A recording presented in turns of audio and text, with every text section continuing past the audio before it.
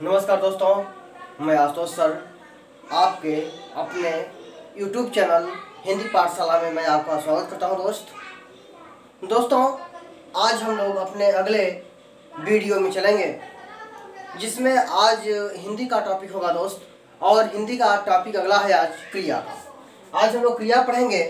सबसे पहले क्रिया की परिभाषा और क्रिया क्या है, क्रिया का उपयोग क्या है, क्रिया कितने प्रकार की होती है, इन सारी चीज़ों का हम लोग आज जिक्र करेंगे दोस्त। तो सबसे पहले हम यह जानते हैं कि क्रिया कहते किसे हैं। ठीक है, यह देखिए है क्रिया। क्रिया का मतलब होता है दोस्त क्या करना। क्या क्रिया मतलब होता है करना। किसी भी सेंटेंस में जो कर्ता के द्वारा किया जाए वह क्रिया कही जाती है दोस्त। इसको व्याकरणिक भाषा में आप ऐसे परिभाषित करेंगे कि संज्ञा या सर्वनाम के द्वारा, संज्ञा या सर्वनाम के द्वारा जिस क्रिया का करना या होना पाया जाए उसे हम क्रिया कहते हैं। जिस कार्य का करना या होना पाया जाए उसे हम क्या कहते हैं, क्रिया कहते हैं। ठीक, तो क्रिया का मूल रूप क्या होता है या क्रिया की उत्पत्ति कैसे होती है, क्रिया बनती कैसे है। तो देखिए, जो क्रिया होता है, क्रिया का मूल रूप होता है दोस्त धातु, अर्थात धातु से ही हम क्रिया बनाते हैं। संस्कृत में क्रिया को हम धातु कहते हैं और हिंदी में हम क्रिया कहते हैं। ठीक, जैसे मान लीजिए कि पठ धातु है, पठ धातु में ना प्रत्यय लग जाने से क्या हो जाता है, पढ़ना हो जाता है। ठीक, लिख धातु है, लिख धातु में ना जुड़ गया तो क्या हो गया दोस्त, लिखना हो गया। ठीक है, पा धातु है, पा धातु में ना जुड़ गया तो क्या हो गया दोस्त, पाना हो गया। गम धातु है, ना जुड़ गया तो हो गया क्या, जाना या गमन करना। तो कहने का संशय है दोस्त कि जितने भी धातुएं हैं, धातु के अंत में ना जोड़ देने से हमें क्रिया प्राप्त हो जाती है। अर्थात जिस शब्द में ना लगा हो हम जान जाते हैं कि ही क्रिया है। ठीक है ना। अब उस ना को लगाने का तरीका यह होता है दोस्त कि हम पूरे सेंटेंस को पढ़ेंगे। सेंटेंस को पढ़ने के बाद यह पता करेंगे कि सेंटेंस में धातु क्या है, कर्ता के द्वारा या सर्वनाम के द्वारा किस कार्य का करना या होना पाया जा रहा है, उस धातु में हम ना लगा देंगे तो हमें क्रिया की प्राप्ति हो जाएगी। ठीक है, अब दूसरे टॉपिक में हम चलते हैं दोस्त कि क्रिया के प्रकार। अब क्रिया के प्रकार अर्थात क्रिया कितने प्रकार की होती है। तो हम बता दें दोस्त आपको कि क्रिया जो होती है, क्रिया दो प्रकार की होती है। पहला होता है कर्म के आधार पर और दूसरा होता है प्रयोग के आधार पर। ठीक, तो पहला होता है क्या, आपका कर्म के आधार पर। कर्म के आधार पर। ठीक, कर्म के आधार पर जो क्रियाएं होती हैं वो होती हैं तीन प्रकार की। कितने प्रकार की, तीन प्रकार की होती हैं। पहला होता है सकर्मक क्रिया, सकर्मक क्रिया। दूसरा होता है अकर्मक क्रिया और तीसरा होता है द्विकर्मक क्रिया। द्विकर्मक क्रिया। ठीक, अब कर्म के आधार पे दोस्त ये जो है तीन प्रकार की क्रिया होती हैं, सकर्मक क्रिया, अकर्मक क्रिया और द्विकर्मक क्रिया। द्विकर्मक क्रिया तो आप समझ लेते हैं, लेकिन सकर्मक क्रिया और अकर्मक क्रिया को समझने में आपको थोड़ी दिक्कत होती है। ठीक है, तो आज हम लोग पढ़ेंगे क्या, आज हम लोग पढ़ेंगे सकर्मक क्रिया और अकर्मक क्रिया के को कैसे आप पकड़ेंगे और उन्हें जो है कैसे आप समझ लेंगे कि यह सकर्मक क्रिया है और यह अकर्मक क्रिया है। जो सकर्मक क्रिया होती है आप देखने से ही समझ जा रहे हैं क्या, सकर्मक, कर्म माने कर्म, समय होता है साथ, जिस क्रिया के साथ कर्म लगा हो उसे कहते हैं क्या, सकर्मक। और दूसरा है अकर्मक, अ माने होता है नहीं, कर्म माने कर्म, जिस क्रिया में कर्म न लगा हो उसे हम कहते हैं क्या, तो सकर्मक क्रिया। ठीक, समझ गए आप। अगला है आपका द्विकर्मक क्रिया, जिस क्रिया में क्या हो, द्वि माने दो, दो कर्म जुड़े हो उसे हम कहते हैं दोस्त द्विकर्मक क्रिया। ठीक, अब इन तीनों के बारे में आप समझ गए। जिस क्रिया में कर्म हो उसे सकर्मक क्रिया, जिस क्रिया में कर्म न हो उसे अकर्मक क्रिया, जिस क्रिया में कर्म दो हो, कर्ता एक ही हो लेकिन वो कर्म दो करे उसे हम कहते हैं दोस्त द्विकर्मक क्रिया। ठीक, आप समझ गए तीनों के बारे में। अब हम लोग यह जानेंगे कि सकर्मक क्रिया और अकर्मक क्रिया है क्या। ठीक है, जैसे सकर्मक क्रिया को हम ऐसी क्रिया को कहते हैं जिस क्रिया में कर्म हो और जिस क्रिया को करने में हमें किसी दूसरे व्यक्ति का या वस्तु का हमें सहारा लेना पड़े, उसे हम कहते हैं क्या दोस्त, सकर्मक क्रिया। ठीक है, आप जैसे मान लीजिए लिखा रहता है कि मोहन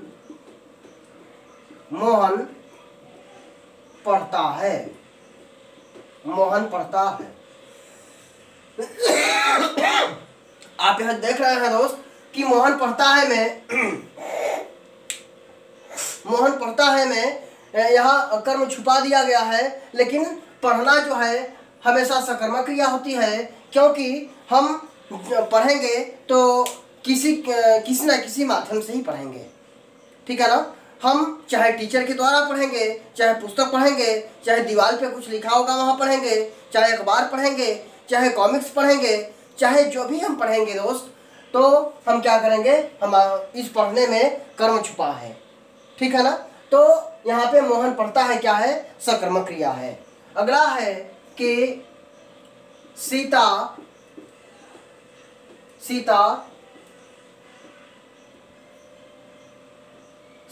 खाती है, सीता खाती है।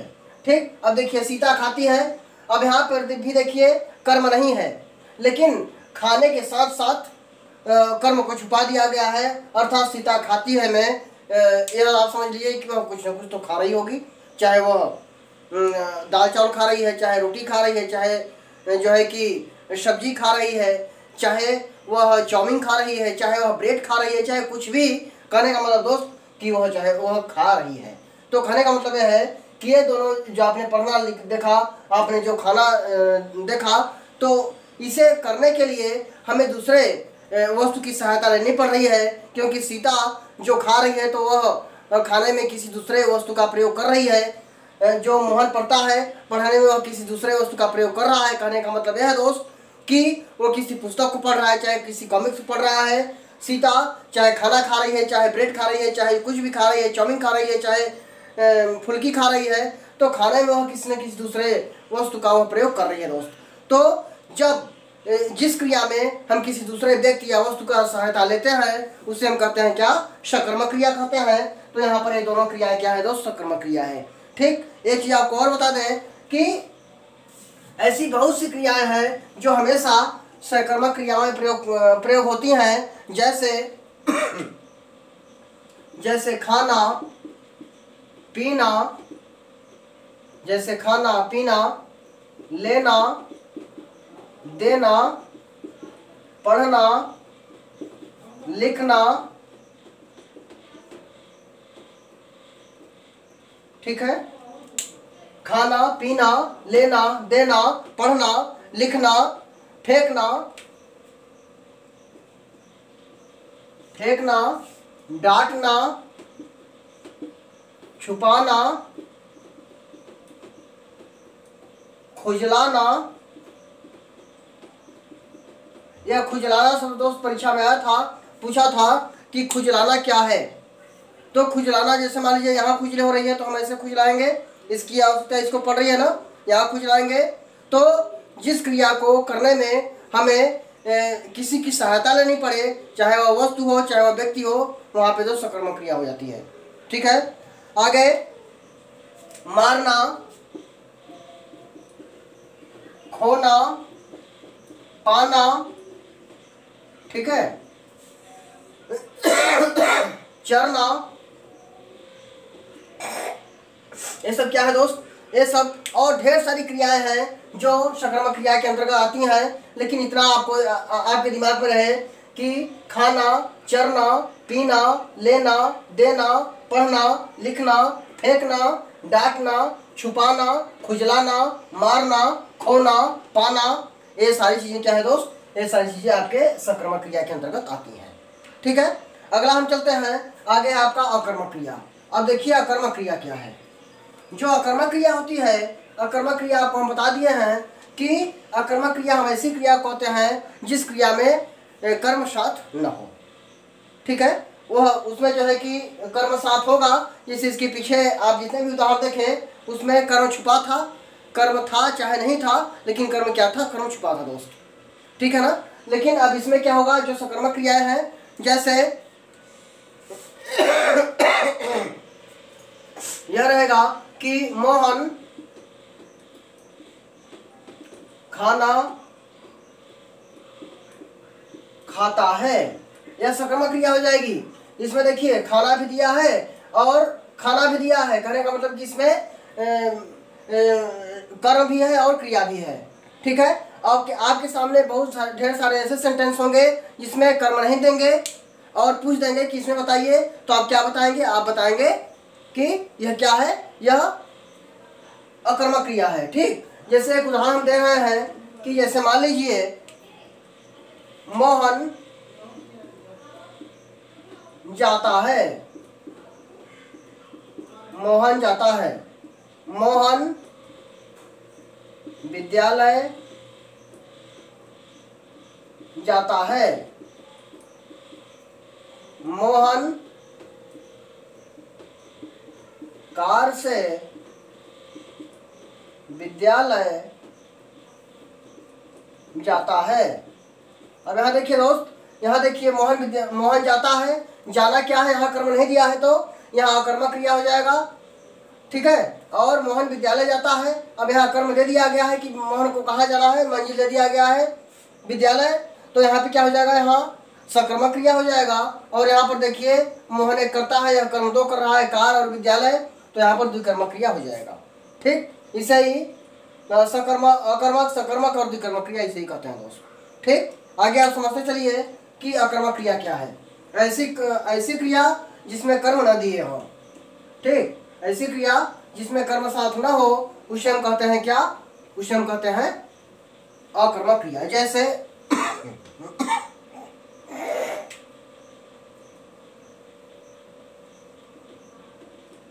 पक्षी उड़ता है, ठीक। अब अगर मान लीजिए कि यह लिखा है कि पक्षी आकाश में उड़ता है, पक्षी आकाश में उड़ता है और ऊपर लिखा है कि उड़ता है। और आपको हम बताए हैं कि उड़ना क्या है, क्योंकि जो आकाश में प्राणी हैं वो उड़ते हैं, जो जल में प्राणी हैं वो तैरते हैं, और जो पृथ्वी पर प्राणी हैं वो चलते हैं। और ये तीनों क्रियाएं दोस्त अकर्मक क्रिया है, क्योंकि इसको करने के लिए किसी की आवश्यकता नहीं लेनी पड़ती। तो अब आप यह जानिए कि लिखा है ऊपर पक्षी उड़ता है और नीचे लिखा है पक्षी आकाश में उड़ता है, यह दोनों सेंटेंस एक ही है दोस्त, आपको भ्रमित किया गया है। क्यों? क्योंकि जो पक्षी होगा वह ऑलरेडी आकाश में ही उड़ेगा, न कि जल में, न कि पृथ्वी पर, ठीक है ना। तो यह हमेशा क्या होता है, यह हमेशा क्या होता है, अकर्मक क्रिया। अकर्मक क्रिया या सदा होता है दोस्त, समझ गए आप। जैसे लिखा रहेगा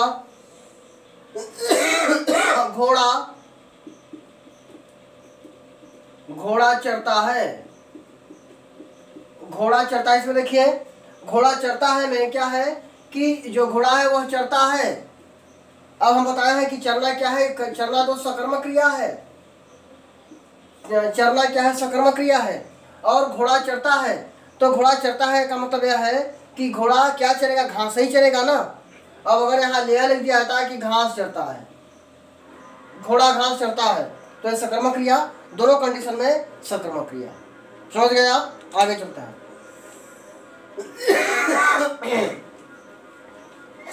कुछ ऐसे सेंटेंस, कुछ ऐसी क्रियाएं होती हैं दोस्त जो हमेशा अकर्मक में होती हैं, वो हम आपको बता दें। जैसे आना, जाना, जीना, मरना, जीना मरना, गिरना, संभलना, उठना, बैठना, देखना, ताकना, सुनना, सूंघना, ठीक है, सोचना,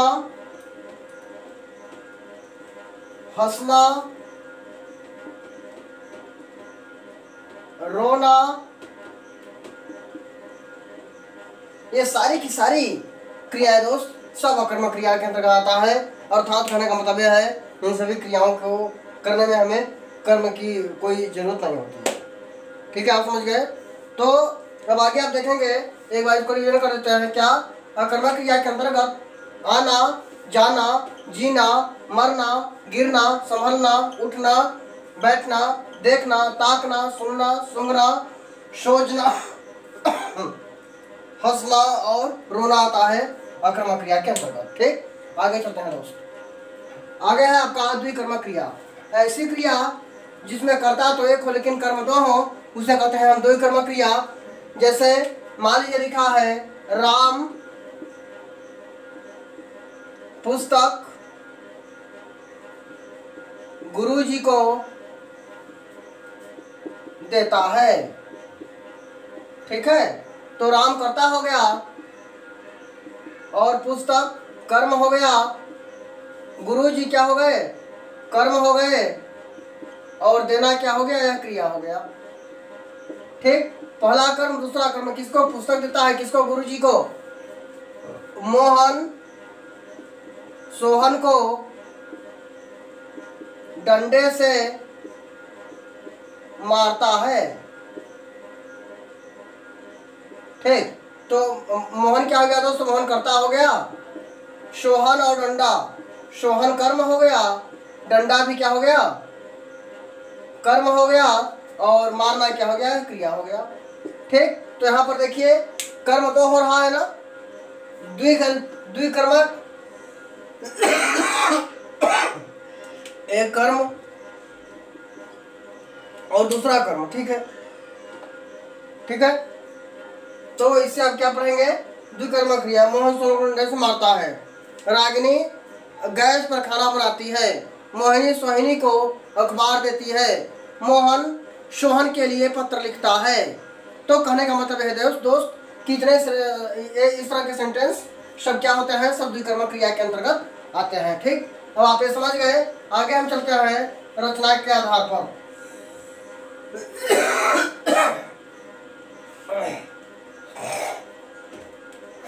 अगला है आपका प्रयोग या रचना के आधार पर। प्रयोग या रचना के आधार पर। तो प्रयोग या रचना के आधार पर दोस्त ये 8 प्रकार के होते हैं। ठीक है, तो 8 प्रकार आप देखेंगे। क्या पहला होता है सहायक क्रिया। सहायक क्रिया, दूसरा है आपका मुख्य क्रिया, तीसरा है आपका प्रेरणार्थक क्रिया,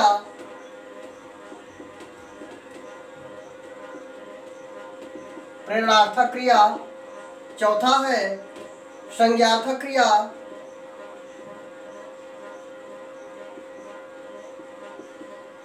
पांचवा है नामबोध क्रिया,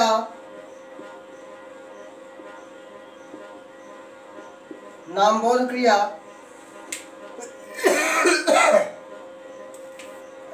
अगला है पूर्वकालिक क्रिया,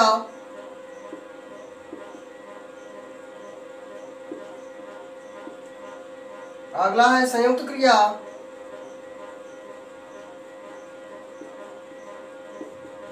संयुक्त क्रिया, आठवां है अनेकार्थक क्रिया, अनेकार्थक क्रिया। ठीक है दोस्त, तो यही 8 क्रियाएं आपको पढ़नी पड़ेंगी। प्रयोग रचना, प्रयोग या रचना क्या है, सहायक क्रिया, मुख्य क्रिया, प्रेरणार्थक क्रिया, संज्ञार्थक क्रिया, नामबोध क्रिया, पूर्वकालिक क्रिया, संयुक्त क्रिया और अनेकार्थक क्रिया। देखेंगे आप। अगला है आपका सहायक क्रिया। सहायक क्रिया को आप अंग्रेजी में पढ़े हैं दोस्त, इसे कहते हैं हेल्पिंग वर्ब। ठीक है, सहायक क्रिया जैसे मैंने लिखा है कि मोहन विद्यालय जाता है, जाता है। तो यह है क्या है दोस्त, यह है क्या है, यह है सहायक क्रिया। सहायक क्रिया। आप जानते हैं अंग्रेजी में इज एम आर को हम सहायक क्रिया कहते हैं, अर्थात क्या, है को और गागेगी, गा को, गाएगी को, है हो हूँ को, गागेगी को और था थे थी को, इन तीनों को हम क्या कहते हैं दोस्त, सहायक क्रिया कहते हैं।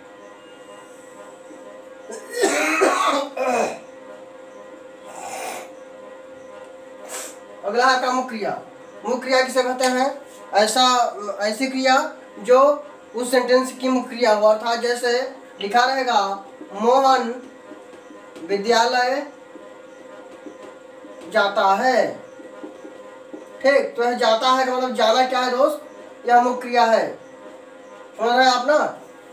जाना मतलब कहने का है कि उस वाक्य में जो क्रिया होती है, उठना बैठना खाना पीना आना जाना लेना मरना जीना, ये जो क्रिया होती है वो होती है क्या, मुख्य क्रिया। अगर सेंटेंस में हाय हो हूँ गागेगी था थे थी में कोई एक शब्द है तो वह जो है क्या होता है, सहायक क्रिया होता है। अगला है आपका प्रेरणार्थक क्रिया। प्रेरणार्थक क्रिया एक ऐसी क्रिया है दोस्त जो करती नहीं है, करवाती है, प्रेरणा देती है, अर्थात जैसे क्या, उठना है तो उठना क्रिया हो गया, और उठाना या उठवाना,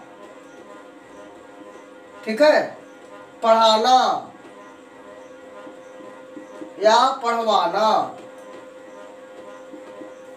खिलाना या खिलवाना, ये दोनों दोस्त क्रिया दोनों रूप में प्रेरणार्थक क्रिया है, चाहे उठाना हो चाहे उठवाना, चाहे पढ़ाना हो चाहे पढ़वाना, चाहे खिलाना हो चाहे खिलवाना, पिलाना पिलवाना। तो कहने का मतलब यह है दोस्त कि ये सभी क्रियाएं क्या होती हैं, प्रेरणार्थक क्रियाओं के अंतर्गत आती हैं। अगला है आपका संज्ञार्थक क्रिया। ऐसी क्रिया जो सेंटेंस शुरू होते ही क्रिया आ जाए, जैसे उसे संज्ञार्थक क्रिया कहते हैं। इसका आप ऐसे पढ़ सकते हैं कि ऐसा सेंटेंस जिसका प्रयोग संज्ञा के स्थान पर किया जाए, ऐसी क्रिया को संज्ञार्थक क्रिया कहते हैं। जैसे मरना स्वास्थ्य के लिए लाभदायक है, देश के लिए, सॉरी, मरना देश के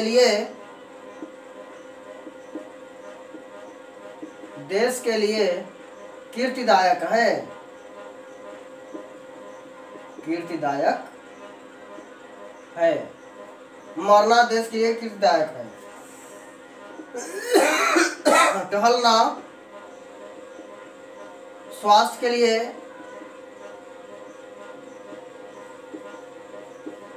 लाभदायक है।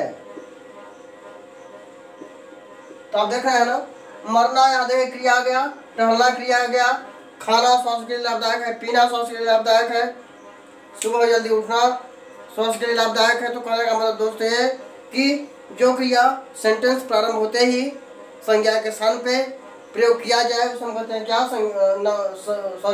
संज्ञार्थक क्रिया। अगला है आपका नामबोध क्रिया। ऐसी क्रिया जहां पर संज्ञा या सर्वनाम या विशेषण को क्रिया बना दे उसे हम कहते हैं क्या, नामबोध क्रिया। जैसे नदी बहना, खून खौलना, खून खौलना, डंडा मारना, ठीक। तो नदी बहना, नदी क्या है, संज्ञा है, संज्ञा को लेकर के क्रिया बन रही है। खून खौलना, खून क्या है, संज्ञा है। डंडा क्या है, संज्ञा है। बहुत उछलना, उछलना क्रिया है दोस्त, और बहुत क्या है, बहुत आ जाता है विशेषण है, विशेषण। तो ऐसे स्थान पे नामबोध क्रिया होती है, जैसे नदी बहना, खून खोलना, डंडा मारना, ठंडा होना भी, डंडा मारना है रहेगा, डंडा मारना, जैसे ठंडा होना, बहुत उछलना, तो ये सब क्या है, ये सब नामबोध क्रिया है। अगला है आपका पूर्वकालिक क्रिया। ऐसी क्रिया जब कोई कर्ता एक क्रिया समाप्त करके दूसरा क्रिया में लग जाए उसे हम कहते हैं क्या दोस्त, उसे हम कहते हैं पूर्वकालिक क्रिया। जैसे मोहन खाकर सो गया, रागिनी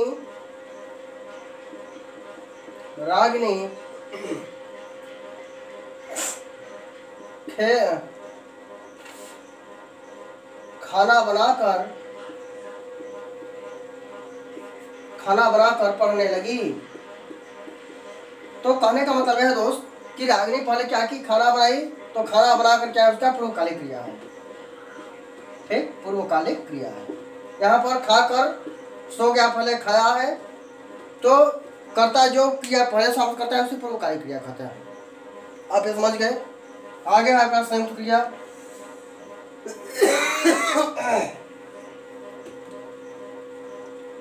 संयुक्त क्रिया में जैसे होता है कि पढ़ने लगा, घूमने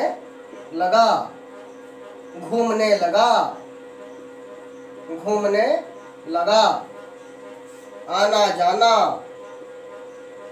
लोग कहते ना कि आना जाना लगाया रहिएगा, ठीक है। पढ़ने लगा, अब पढ़ना भी क्रिया है, लगना भी क्रिया है, घूमना भी क्रिया है, लगना भी क्रिया है, आना भी क्रिया है, जाना भी क्रिया है। इसे हम कहते हैं क्या, संयुक्त क्रिया।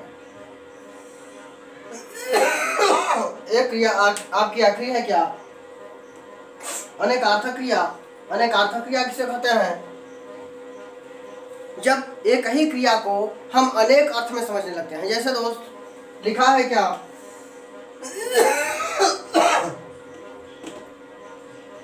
कि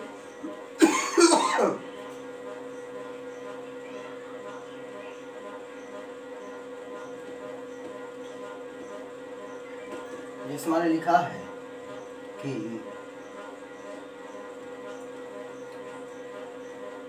डंडा खाना, ठीक। तो यहाँ खाना का मतलब यह है कि डंडा कोई खाता नहीं है, डंडा से मारा जाता है, ठीक। जैसे कोई कहता है कि गाली खाना, गाली कोई खाता नहीं है, गाली उसको मिलती है। रिश्वत खाना, रिश्वत कोई दोस्त खाने की चीज़ नहीं है, रिश्वत ली जाती है। तो यहाँ एक खाने का अर्थ देखिए कई अर्थ में लग रहा है। एक खाने का अर्थ कई अर्थों में लग रहा है।